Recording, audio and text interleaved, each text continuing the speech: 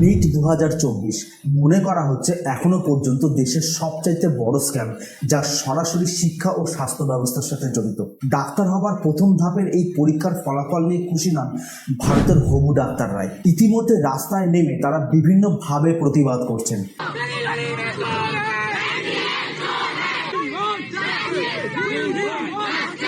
পরীক্ষার আগের দিন প্রশ্নপত্র ফাঁস সহ একাধিক অভিযোগ উঠেছিল আগে থেকে। ভারতের সবচাইতে কঠিন ও বড় পরীক্ষা এতটাই কঠিন ছিল যে এবার 67 জন 720-তে 720 পেয়েছেন, এবং তার মধ্যে 6 জন আবার একই পরীক্ষা কেন্দ্রের ছাত্রছাত্রী। এখন আপনি সমাজের যেই স্তরের মানুষই হন না কেন, যেই পেশার সাথেই যুক্ত হন না কেন, কিন্তু নিট পরীক্ষার এই পুরো ঘটনা জানাটা অত্যন্ত জরুরি।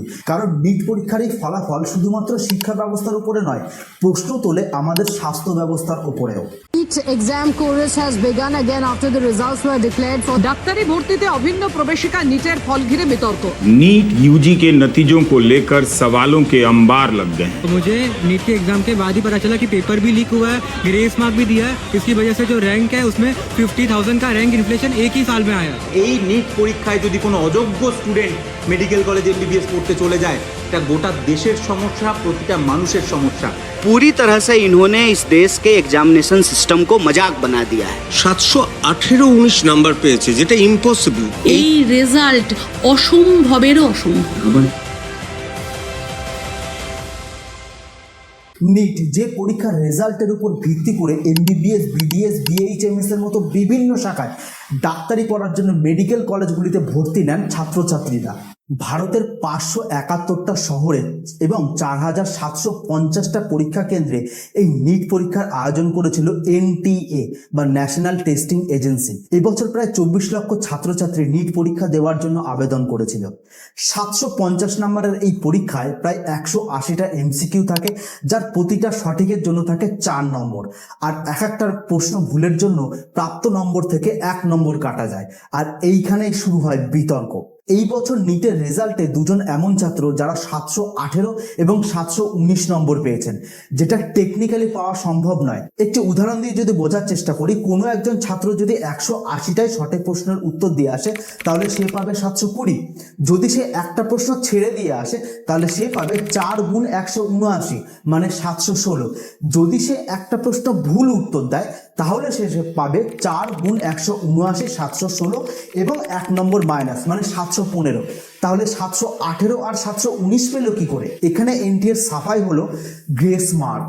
এই বছর নিট পরীক্ষায় 67 জন 720-তে 720 পেয়েছে, যেটা ভারতের ইতিহাসে আগে কোনোদিনও ঘটেনি। NTA এই নিয়ে যুক্তি দিয়েছে যে 17 জন ছাত্রছাত্রী 720-তে 720 পেয়েছিলেন, কিন্তু একটা প্রশ্ন ভুল থাকার জন্য সেটা কোর্টে চ্যালেঞ্জ হয়, সেজন্য 44 জনকে তারা গ্রেস মার্কস দেয়। তাহলে 17 আর 44 হলো 61।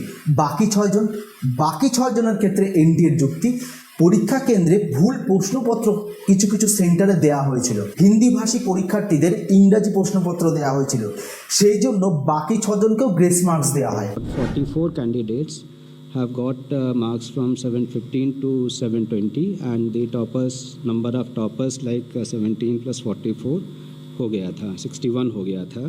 About 6 centers that affecting about 1600 candidates that because of the wrong distribution of question paper, and they got less time.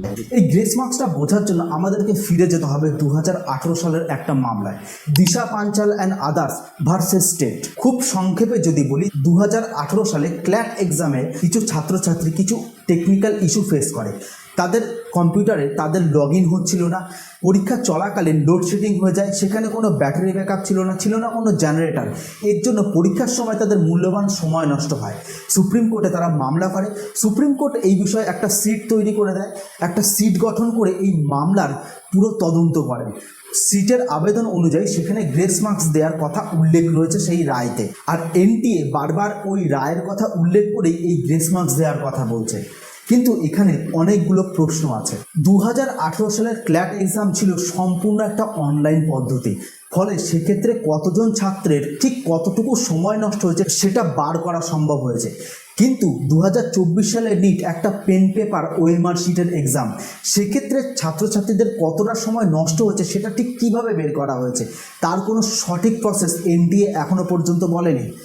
এবার যদি ধরেই নিলাম যদি এনটিএ সেই প্রসেস বেরও করতে পারে, তাহলেও বিতর্ক এখানে শেষ হয়ে যায় না। সুপ্রিম কোর্টের ওই মামলায় গ্রেস মার্কস দেওয়ার কথা তো আছে, কিন্তু সুপ্রিম কোর্টের ওই মামলায় পরীক্ষার প্রশ্নপত্র ভুল থাকার জন্য গ্রেস মার্কস দেওয়ার কথা কোথাও উল্লেখ করা নেই। সুপ্রিম কোর্টের ওই রায়তে স্পষ্ট বলে দেওয়া আছে এই গ্রেস মার্কস দেওয়ার ফলে যাদের র্যাঙ্ক 1 হয়ে যাবে, ধরে নেওয়া যাক কোনো ছাত্র 50 র্যাঙ্ক করেছে, সেই নাম্বার পেয়ে আবার যখন গ্রেস মার্কসে কারোর আবার 50ই র্যাঙ্ক হবে, সেক্ষেত্রে একটা পদ্ধতি অবলম্বন করতে হবে। সেক্ষেত্রে র্যাঙ্ক হবে 50-এর এ আর 50-এর বি। কিন্তু নিট পরীক্ষার ক্ষেত্রে এরকম এবি দিয়ে কোনো র্যাঙ্ক আসেনি, 67 জনের র্যাঙ্কই এসছে 1। দিশা পাঞ্চাল কেসে শুধুমাত্র টাইম ল্যাপসের জন্যই কিন্তু গ্রেস মার্কস দেওয়া হয়েছিল, প্রশ্নপত্র ভুল আসার জন্য বা ভুল প্রশ্ন দেওয়ার জন্যও কিন্তু গ্রেস মার্কসের কথা উল্লেখ নেই। এবং এখানে আরও একটা মজার বিষয় হলো সুপ্রিম কোর্টের ওই রায়তে কারা কজন গ্রেস মার্কস পাচ্ছে তার একটা আলাদাভাবে লিস্ট বের করতে বলা হয়েছিল এবং সেটা বেরও হয়েছিল। এক্ষেত্রে কোন 17 জন 720 পেয়েছিলেন, কোন 44 জনকে গ্রেস মার্কস দেওয়া হলো, কোন 6 জন ভুল ভাষার প্রশ্নপত্র দেওয়ার জন্য গ্রেস মার্কস পেয়েছে, সেই তথ্য এনটিএ এখনো পর্যন্ত পরিষ্কার করেনি। এবার আসি প্রশ্নপত্র ফাঁস। নিট পরীক্ষার ঠিক আগের দিনকে পাটনা পুলিশ 4 জন ছাত্রছাত্রীর বাবা মা সহ 13 জনকে অ্যারেস্ট করে নিট পরীক্ষার প্রশ্নপত্র ফাঁসের অভিযোগে। বিহারের রামকৃষ্ণনগরের কাছে একটি ফ্ল্যাটে 20 জনেরও বেশি অ্যাসপিরেন্টদেরকে 2টি গাড়িতে করে নিয়ে যাওয়া হয়, সারা রাত ধরে সেখানে নিটের প্রশ্ন আর উত্তর মুখস্থ করানো হয়। এই ঘটনায় সিকান্দার ও বিট্টু কুমার নামে 2 জনকে অ্যারেস্ট করে পাটনা পুলিশ। কিন্তু দুর্ভাগ্যজনক এনটিএ এই পুরো ঘটনাকে বেসলেস বলে দাবি করে। কাকতালীয়ভাবে পাটনা পুলিশ এখন দাবি করছে যে আদতে প্রশ্নগুলো নিটের ছিল কিনা সেটা এখনো তদন্ত করে দেখতে হবে। নিট নিয়ে জালিয়াতির অভিযোগ এই বছরের নতুন নয়। 2021 সালে নাগপুরের একটা শিক্ষা প্রতিষ্ঠান আরকে এডুকেশন, তারা 50 লাখ টাকার বিনিময়ে ছাত্রদের বদলে তাদের নিজস্ব লোক পাঠিয়ে দেয় পরীক্ষা সেন্টারে পরীক্ষা দেওয়ার জন্য, যাতে ধরা না পড়ে সেজন্য তারা আধার কার্ড বের করে সেটাকে মডিফাই করে এবং পরীক্ষা সেন্টারে গিয়ে অজুহাত দেয় যে অরিজিনাল আইডি আনতে ভুলে গেছে। ছাত্রদের কাছে সিকিউরিটি হিসেবে মাধ্যমিক ও উচ্চ মাধ্যমিকের মার্কশিট নিজেদের কাছে জমা রেখে দেয়। শহরের বিভিন্ন প্রান্তে এই নিয়ে প্রোটেস্ট শুরু হয়েছে।